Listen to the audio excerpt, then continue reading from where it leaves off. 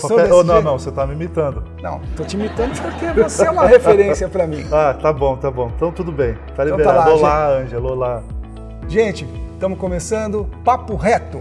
Fala aí, Fernando. Tudo bem, gente? Olha, é um prazer, que bom que eu sou novo nisso, Ângelo.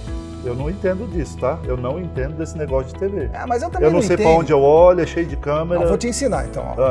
Eu tô meio por Aquela fora. câmera lá é a sua câmera. Oh. Quando você for falar com o telespectador, você olha Tá. pra ela. Ah. E aquela câmera é a câmera geral. Nossa, que chique. E a minha câmera é essa aqui, olha lá pra Deixa ela. eu ver. Oi, que legal. Tá, então vamos lá. Então eu, Ângelo Neri, ao lado de Fernando Lima, estamos começando o Papo Reto.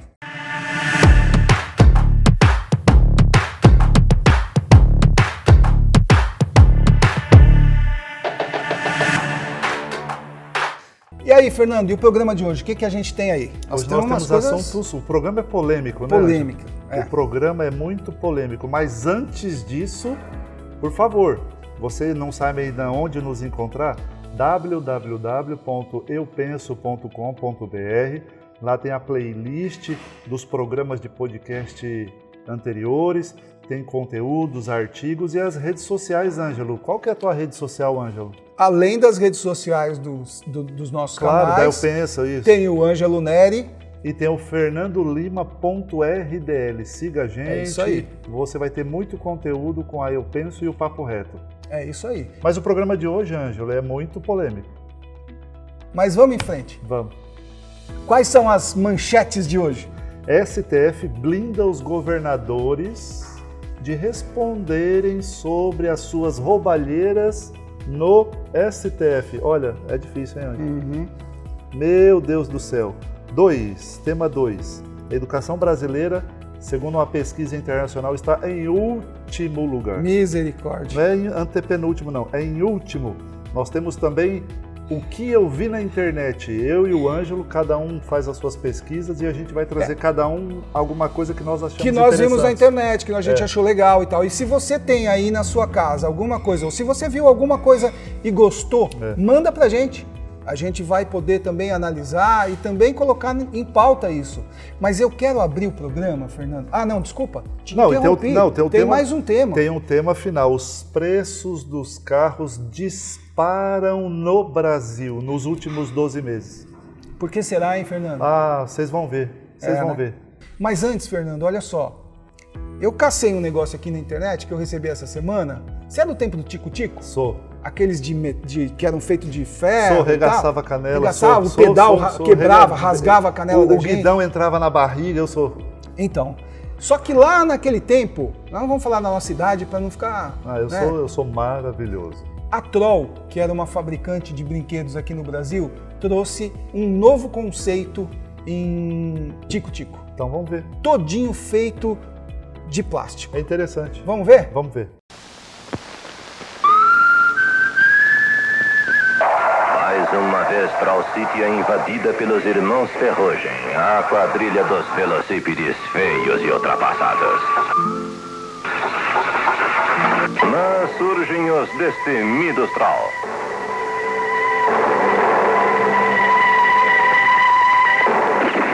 Procure um dos destemidos Troll. Pop, Bólide, Mototroll, Tonka, Velotroll e Mini Velotroll. E diga adeus aos velocípedes ultrapassados.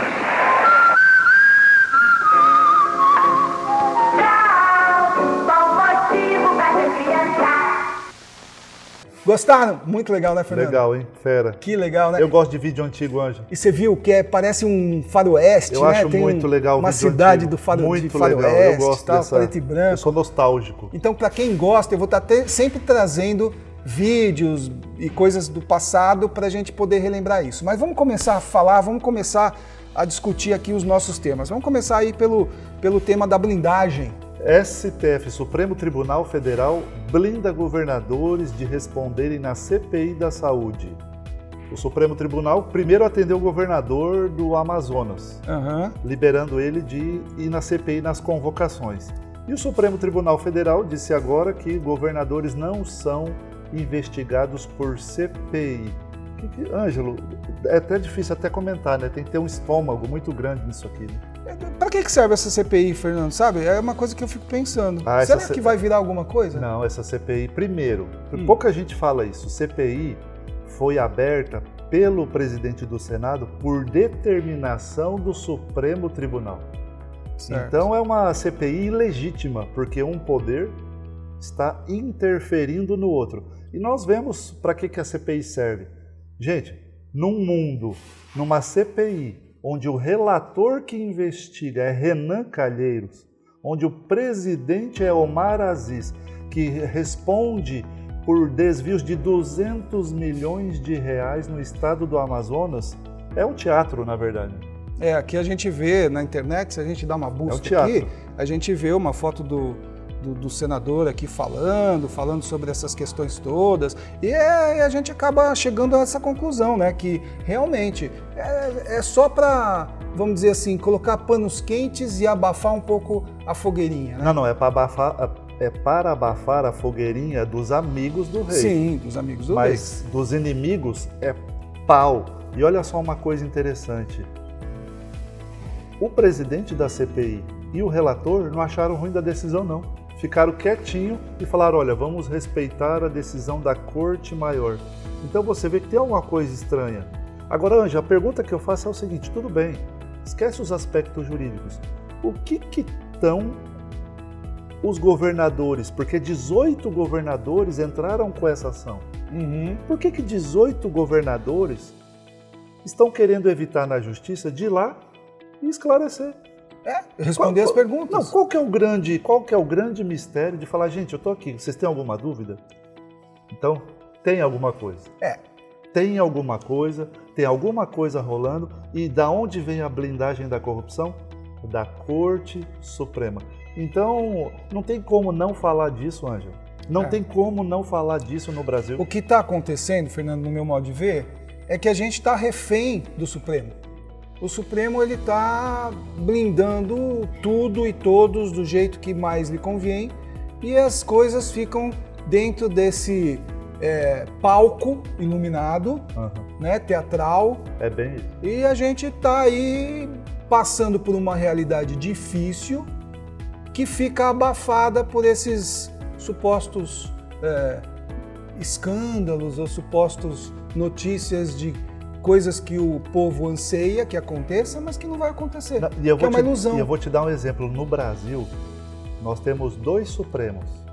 Um para a elite política da oposição. Por quê? Ângelo, eles julgam um processo em 2 semanas. Para todo o resto do país, para os lacaios, para nós, os processos demoram 20 anos. Então você vê que tem o Supremo Tribunal Federal tem 2 pesos e 2 medidas. Quando é processo da elite política, se julga em 2 semanas. Quando todo mundo que advoga ou tem algum processo na justiça sabe do que eu estou falando. É décadas para o ministro do Supremo examinar.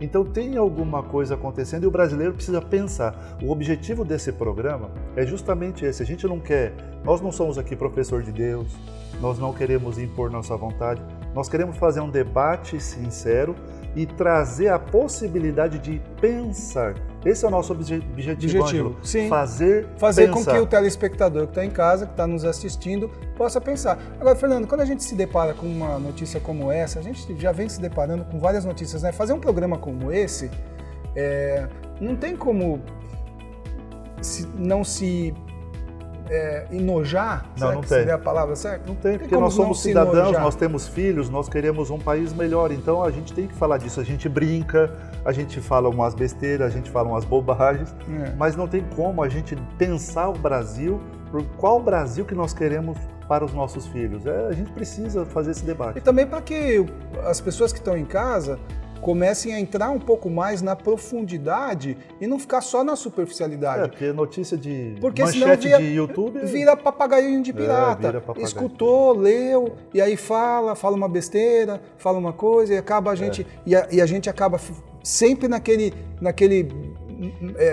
areia movediça que fica ali, e você não consegue enxergar o que tem lá no fundo. Você quer ver uma coisa que pouca gente pensa?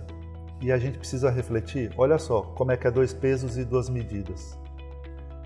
O Supremo Tribunal Federal blindou os governadores. O governador não precisa responder Na a nenhuma CPI. pergunta na CPI. Aham. Só que, de outro lado, o mesmo Supremo Tribunal Federal falou que está tudo bem quebrar o sigilo telefônico e bancário de vários ministros do governo Bolsonaro. E até e até uma coisa que é ridícula no Brasil, que é essa questão de sigilo telefônico. Isso é uma piada no Brasil, né? Porque eu, você, qualquer um de nós pode ter ilegalmente os nossos telefones bloqueados ou grampeados ou clonados hoje em dia é uma com a bandalheira. maior facilidade. É a maior facilidade do com a maior mundo. facilidade. Então, quer dizer, É uma ficção jurídica o sigilo. é uma ficção. Qualquer juiz, por qualquer motivo, pode quebrar com 2 linhas. E isso legalmente, você está Não, falando. não. Você está falando legalmente. Dentro da lei, legalidade. dentro da lei. Fora a quantidade de pessoas Não, e as escutas? Então, as escutas. E as maletas? Como é que fala? Os detetives que têm esses equipamentos e não sei mais o que, as maletas de aeroporto e tal. Virou uma piada. É uma piada. Mas então vamos passar a régua nisso aí, vamos mudar de assunto? Não, eu só queria deixar um destaque sobre a palavra de Deus, porque quem olha esse panorama fica tão desesperançoso, mas no livro de Ezequiel, a palavra de Deus é muito clara. Ninguém se fortalece com a sua iniquidade. Então esse pessoal que está achando que está por cima, você vê a CPI, eles dão risadas entre eles estão sendo transmitidos 24 horas por dia pelas redes da grande mídia, eles estão se achando poderosos, maravilhosos e no controle. Mas eles não estão, porque eles não estão sendo fortalecidos com a própria iniquidade. Então quero deixar essa palavra de esperança para quem quer um Brasil sério e melhor. Amém, isso aí. Mas vamos lá, Fernando. Pula de assunto. Outra naba? Ai, misericórdia. Então vamos fazer o seguinte, antes desse outro assunto, vamos dar uma saidinha pro break? Vamos.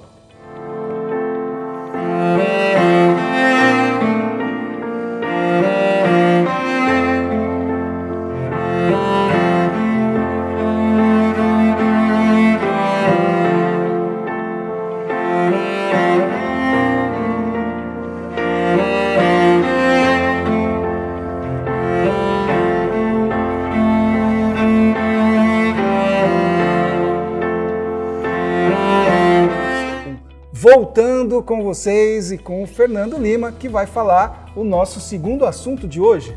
Educação brasileira está em último lugar entre 64 países pesquisados.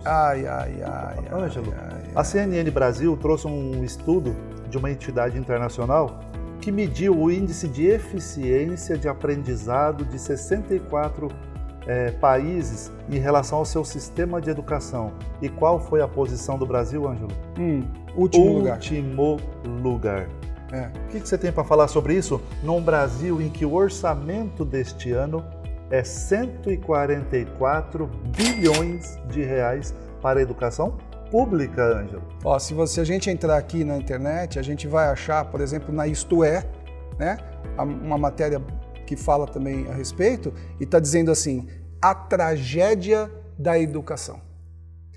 No meio de tanta tragédia, Fernando, no meio de tanta coisa, de pandemia, disso, daquilo outro, com esse orçamento vultuoso, do jeito que você... 144 bilhões só para o ano de 2021. 144 bilhões e nós...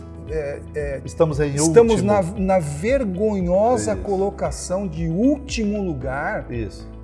Gente, pelo amor de Deus, o que está acontecendo? Não, mas eu falo para você o que está acontecendo. Para onde está indo esse dinheiro? As nossas crianças, qual vai ser o futuro? Sabe o que isso me assusta? Não me assusta agora, Fernando. Isso me assusta para daqui 5 anos, para daqui 10 anos. Quem serão esses profissionais formados? Quem as nossas crianças, os nossos filhos vão se tornar? Então, o problema é o seguinte, o sistema educacional virou uma fábrica de militância. Nós não formamos de forma nenhuma pensadores, nós formamos militantes. E aí tem o resultado. Por quê? Porque militante não desenvolve ciência, desenvolve conflito social. Você veja só, as nossas universidades, o que acontece com o aparelhamento ideológico das nossas universidades. E aí se cria um sistema fechado, porque essa mesma militância são as que elegem os reitores, sequestrando o próprio governador e o próprio presidente da República. Então, essa é a consequência. Os professores que estão sendo formados são militantes, os educadores que estão sendo formados são militantes, com sobre 144 bilhões de reais. Qual é o resultado? Enquanto os professores estão preocupados em ensinar diversidade cultural, o nosso aluno não sabe matemática, ele não sabe interpretar o texto. Olha só, ele não sabe interpretar texto. Ele não sabe nem a leitura. Até a leitura consta aqui, matemática, ciências, não sabe. Geografia, educação, quer dizer, ele não sabe nada. Se a gente for ler a matéria aqui, praticamente todas as matérias básicas, Fernando, básicas, matemática, português, né? Português com a questão de leitura, redação. Porque o sistema de educação brasileiro é uma fábrica de militantes. E olha só, fica aqui uma reflexão para nós pensarmos. As principais matérias que precisamos nas nossas vidas são ensinadas na escola? São ensinadas, Ângelo? Educação financeira? Não. Empreendedorismo? Não. Comunicação interpessoal? Não. Oratória e retórica? Nada disso é ensinado para as nossas crianças. Sabe o que é ensinado? Diversidade. Sabe o que é ensinado? Linguagem neutra. Sabe o que é ensinado? Tolerância e antirracismo. Resumindo, Ângelo, agendas militantes. Qual é a consequência? Olha, tem uma frase de uma filósofa americana chamada Ayn Rand, que ela diz o seguinte: você pode ignorar as consequências, mas você não vai conseguir ignorar as consequências de ignorar as consequências. Então é isso. Não, mas não precisa ir muito longe, né? Se a gente voltar um pouco no tempo, a gente, há 2 anos atrás, eu acredito, acho que faz mais ou menos isso, antes da pandemia, a gente viu alguns atos políticos de vandalismo, de passeatas, onde começaram a quebrar tudo e não sei o quê, e usando as camisetas enroladas no rosto. Segundo a imprensa, os atos democráticos. Os atos de democráticos e não sei o quê. E quantos menores de idade, quantas pessoas que nós vimos, matéria na TV de pai chorando porque o filho de 14 anos foi preso, e os filhos achando que estão fazendo alguma coisa pelo país e na verdade não estão servindo de... São marionetes da militância. É isso aí. Que a gente sempre fala nos nossos podcasts, nas coisas, que tem que... Outro dia você até falou uma coisa que eu convido as pessoas que estão nos assistindo a também nos escutar nos podcasts. Nós temos um podcast raiz só em áudio, uma vez por semana. É só você acessar www.eupenso.com.br. Lá vai estar a playlist. Também estamos em todas as outras plataformas e você pode conferir esse podcast. YouTube, Instagram, onde você quiser. Spotify, tá tudo Mas lá. O que eu estava falando era isso. Era que nós comentando dentro de uma outra notícia, nós falamos e afirmamos por mais de uma vez de que estamos num país, eu brinquei de boiada, né? Que é uma boiada, o povo vai atrás do pasto verde e do sal. Eu até brinquei, hoje o Brasil está dividindo em burro e você falou gado. Exatamente. Então assim, não seja, meu irmão, a nossa proposta aqui, e obviamente que nós vamos sempre tentar trazer isso para vocês. É fazer com que vocês raciocinem sobre os temas. A gente não quer colocar nada na cabeça de ninguém. Não. Nós queremos discutir aqui, tanto é que até a nossa formação é muito diferente. Fernando, um advogado, tem uma carreira já dentro do ramo dele e tal, e eu também dentro do meu, mas somos pessoas que têm pensamentos até não muito parecidos, mas que conseguem sentar e discutir vários temas junto. Vamos passar para outro tema? Vamos, que eu vi na internet. Vamos ver o que eu vi na internet? Vamos. O que você viu na internet, Fernando? Olha, dá uma olhada nesse vídeo aí. Muita gente deu risada dele, mas ele não é muito engraçado, não. É uma menina que não conta. Vamos ver? Vamos ver. Tá. 4, 3, 2, 1. Go! Misericórdia, Fernando. O que essa doida fez? Angelo, por que eu utilizei esse vídeo? para fazer uma denúncia sobre a geração TikTok. Olha só o que essa menina fez no vídeo. Para agradar quem não gosta dela, porque você vê que todo mundo, isso aí, pula, olá. Incentivando, né? Essas pessoas não gostam e não gostavam da menina. E ela, para agradar, para fazer um vídeo, para ter likes, para gerar um rebuliço nas redes sociais, ela colocou a vida dela em risco. Olha o perigo, podia ter se machucado. Olha o perigo que essa menina se colocou. Então isso é um reflexo, Ângelo, que eu tenho muita preocupação da geração TikTok. Os meus filhos, a gente é muito preocupado porque aparece de tudo lá. Tem coisas inofensivas, mas tem muita maldade no meio desses vídeos. Mas deixa eu te perguntar, Fernando, até falando com o nosso telespectador, será que é só a geração TikTok? Vamos trazer isso para um outro plano?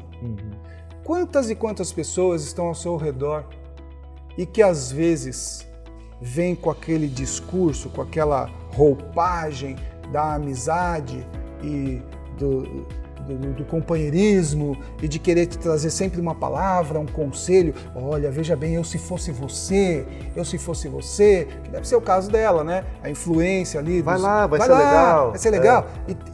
E a gente vê isso no cotidiano. As pessoas encostam na gente, às vezes falam, não, eu se fosse você, ó, larga desse cara. Eu se fosse você, ó, eu mudava de emprego. O teu chefe tá falando assim com você? Imagina, manda ele caçar sapo. As pessoas, elas têm uma tendência... E ele continua me cutucando, gente. A minha grande briga com o Ângelo na vida é ele me cutucar. E ele não para de me cutucar. Eu não sei o que eu vou ter que fazer na vida para o Ângelo parar de me cutucar. Eu sei. Ângelo, para de me cutucar, Ângelo. Se aconselhe com alguém que vai falar para eu pular na mesa. Mas, ó, deixa eu concluir. Para de me cutucar, Ângelo. Deixa eu concluir o raciocínio aqui, vai, cara. Continua. Então, o que eu estou dizendo é o seguinte, que às vezes a manipulação no ser humano, e aí você, como um conhecedor bíblico, também deve trazer alguma palavra aí que seja voltada para isso, mas a manipulação das pessoas que se dizem nossos amigos, às vezes nos levam para um caminho ainda pior, porque essas pessoas nem sempre são nossos amigos, os nossos parceiros de escola, no caso das crianças, os alunos os coleguinhas lá, os nossos parceiros profissionais. Sempre existe alguma coisa por trás. Você pensa assim, Fernando? A palavra de Deus fala que as amizades verdadeiras são poucas. E também fala lá em 1 Coríntios que as más companhias deturpam a boa conduta. Então, a amizade pode fazer um estrago na vida das pessoas. A gente vê a geração de hoje em dia. Claro que sempre teve isso, mas numa geração onde tudo é rápido, onde tudo que importa é fama, você vê amigos te empurrando para situações que, na verdade, você está caindo no abismo. Sim. Então é lamentável e a gente tem que ter muito cuidado com a amizade. Muitas vezes movidas por inveja, muitas vezes movidas por uma série de sentimentos que na verdade, estão te botando no abismo. Com mesmo, certeza. Né? Mas, pensa nisso também, hein? Agora, o meu quadro do dia, o que eu vi na internet, eu vi um negócio que eu rachei o bico, cara. É uma corrida de kart.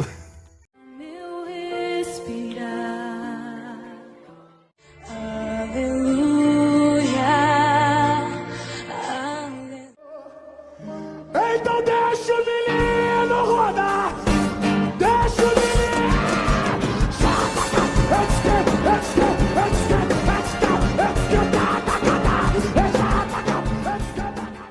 Você viu as diferenças, cara? É engraçado. Eu não estou querendo fazer nenhuma crítica à religião, mas é bem, bem o formato, né? Não vem colocar paninho quente, você está criticando do sim. fogo no pé, do reteté e não sei o que. Tarará, não, mas eu vou te falar, aquele vídeo não é muito mentiroso não, não, tá? Né? Não. Quem conhece um pouquinho sabe. Quem conhece um pouquinho sabe que é mais ou menos aquilo ali. Mas vamos lá, Fernando, qual que é o nosso próximo tema? Olha, o nosso assunto final, ele parece meio sem importância, mas ele tem uma importância muito grande. Os preços dos carros no país dispararam nos últimos 12 meses. E eu peguei, olha só, uma reportagem de uma instituição que está usando, inclusive, inteligência artificial para fazer essas comparações. Ele pega os preços dos carros usados, o nome da instituição é Kelley Blue Book, ele pega inclusive o preço dos carros usados com os novos e fazem toda uma estatística para verificar qual é a variação efetiva do preço dos veículos. Ângelo, por exemplo, Jeep Renegade, não é nos últimos 10 anos não. Não, nos últimos 12 meses subiu 19,35%.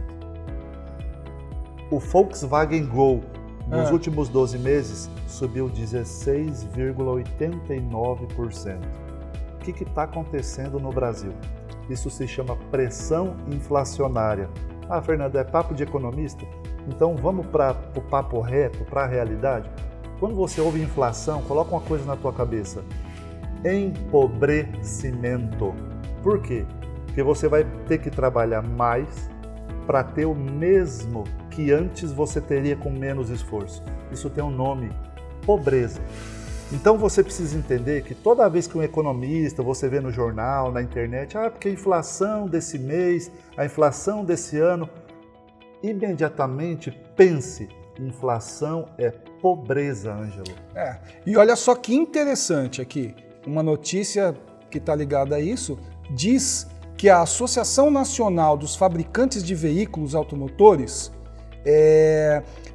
relata que em fevereiro foram produzidos 197 mil unidades, valor de 3,5 menor do que no mesmo mês do ano passado, no meio da pandemia. A gente tem que também lembrar que a Ford encerrou as atividades no Brasil. Isso, de certa maneira, fez com que tivesse uma entrega de carros zero menor. Houve um aumento muito grande também do dólar, né? O que também deve refletir diretamente nos carros importados, que de um tempo para cá tem ganhado um espaço muito grande dentro do mercado de carros no Brasil. Então, tudo isso problema de chip, né? Problema de chip, problema de alguns componentes que vêm de fora, que são importados e tudo mais, mas tudo isso não deixa de chamar a atenção para o empobrecimento da população. Então, essa na verdade é a intenção dessa notícia, nós ficarmos atentos, refletirmos, porque quando um veículo aumenta em 12 meses quase 20%, o que isso quer dizer na prática? Que toda uma cadeia vai sentir inflação, a pressão inflacionária. Os usados também aumentam, o transporte de Uber, de táxi aumentam, o custo de aquisição do capital para transporte aumenta, é uma reação em cadeia. Então, quando a gente vê uma notícia dessa, mas o que eu tenho a ver? Eu não vou comprar um Jeep Renegade que subiu quase 20%. Só que isso gera uma cadeia de pressão inflacionária que acaba atingindo todos nós.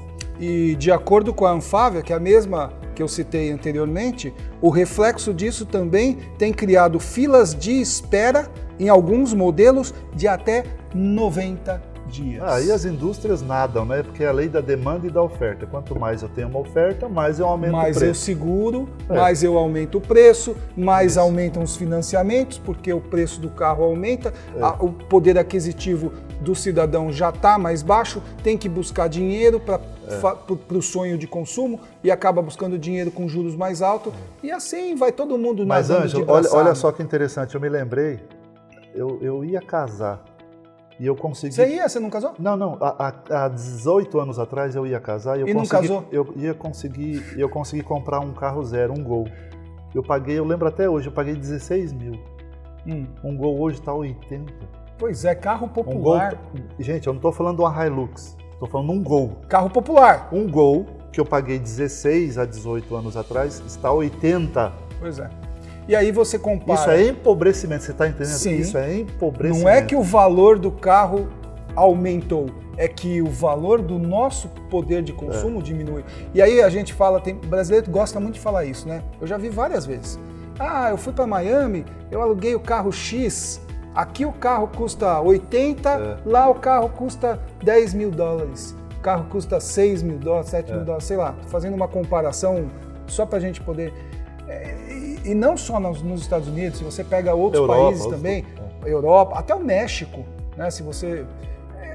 não dá para entender o imposto do carro também aqui. Mas nós vamos... O lugar mais caro do mundo. O imposto de automóvel no Brasil é um dos mais caros do mundo. Eu vou dar um exemplo.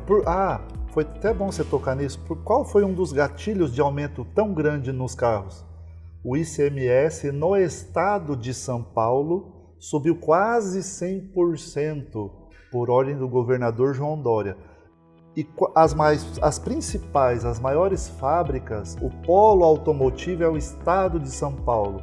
Então, quando você tem uma pressão inflacionária gerada por um aumento tão violento de ICMS, é isso que acontece. É um carro subindo de um ano para o outro 20%. Olha só que legal que eu achei aqui. Eu vou até pedir, Pablo, coloca na edição essa escalinha que eu estou vendo aqui para o telespectador lá poder entender essa questão relacionada a imposto. Aqui tem uma tabela bem legal e mostra os aumentos. Então o aço 61%, resinas e as coisas plásticas, não sei quanto, 68%, pneus 16%, alumínio 13% e assim vai, né? O Pablo vai colocar aí para vocês darem uma olhada. Por quê? Porque está tudo relacionado ao imposto. Né? O preço do aço subiu por quê? Porque subiu o imposto, subiu o transporte, subiu e aí a coisa vira uma bola de neve no Brasil. Mas qual é a consequência? Esse é o objetivo de nós pensarmos. Qual é a consequência final de tudo isso? O preço do aço na China, o preço da borracha no Congo, o preço do minério de ferro. Mas qual é a consequência final? É o empobrecimento da população. Porque inflação, volto a repetir, Ângelo, inflação é empobrecimento. Bom, gente, é isso? É isso, né? Primeiro golaço. Conte com a gente, mande os seus comentários. É legal a gente saber? É muito legal. Legal, né? Então, manda os comentários pra gente. www.eupenso.com.br. Vamos mandar os abraços? Vamos.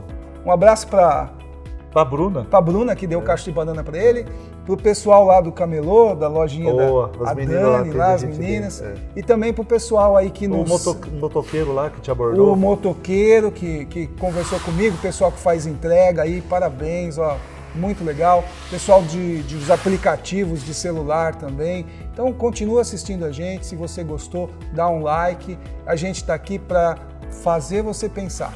Essa é a nossa intenção e é isso que nós vamos fazer, né, Fernando? É isso aí, Ângelo. Valeu? Valeu. Até o próximo. Grande abraço. Até mais.